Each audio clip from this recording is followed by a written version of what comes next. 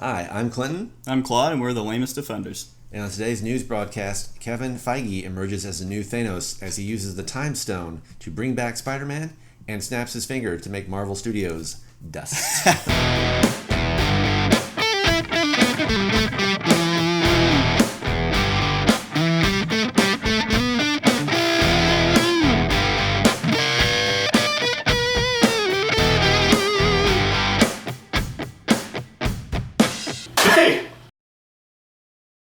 Hi, welcome back. So before we get started on the news, I want to briefly mention Archon St. Louis. It is a science fiction convention at the Gateway Convention Center in Collinsville, Illinois. It's going to be taking place October 4th through the 6th.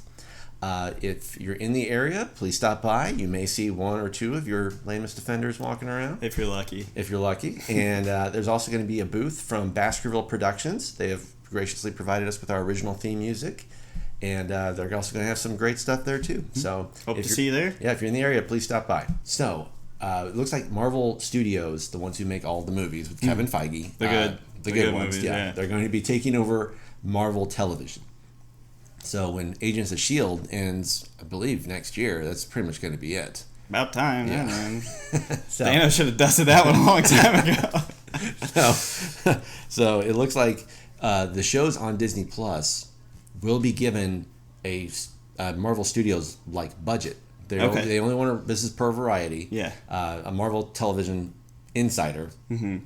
So, but it's they didn't want to lose their jobs. Yeah, that's right. why they spoke Already or too Right. soon. But yeah, it was. They want to do 6 to 8 episodes, and they're going to give them $100 to $150 million budget. Right. Which that's insane for me. So I was already pretty excited about Moon Knight, but now I'm very excited. For Moon Knight. Like I'm very happy about this. It's going to have some awesome effects. To Yeah, it. so that's very cool. I'm very excited about that. Just blow the budget on his white suit. Yeah, exactly. Day one, and then be like, "What do we film now?" Yeah, ran out of money.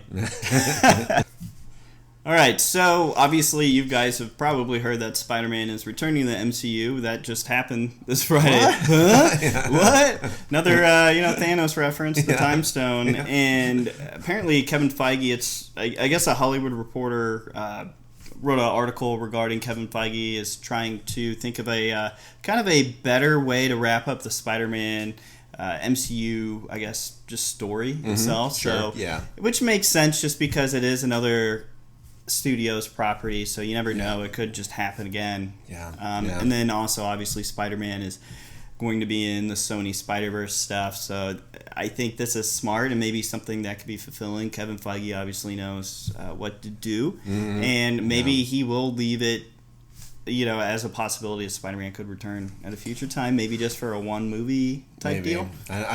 We know now that the next movie is going to be July 2021. Yes. And that the whole Spider-Verse thing has really got me thinking where it could definitely be Doctor Strange in the was it like Tales from the Multiverse or something like that. That might be his one movie.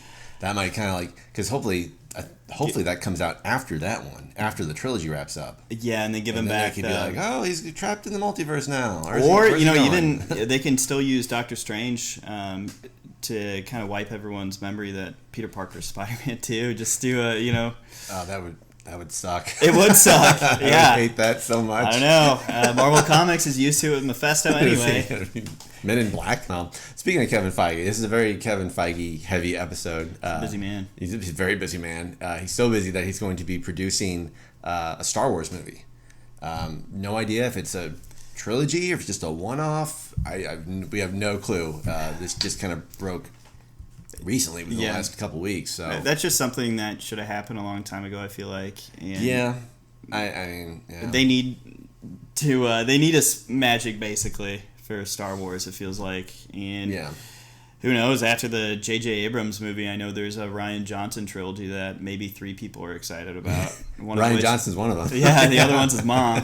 So the other guy, good for you, I guess. So we'll see. It's just Kevin Feige, he's bringing a lot of talent to these, and they definitely need his help. He's the most successful Hollywood producer ever, so I'm actually, like you, I'm shocked it took them this long to give him one of these movies. Just tell Disney to pump their brakes. You don't need to just throw they're like Sony in that regards. Whenever it comes to Star Wars, it's just they're throwing everything at the wall, and just take your time. Yeah. Make good things instead of many of bad things. Yeah, I agree. Yeah.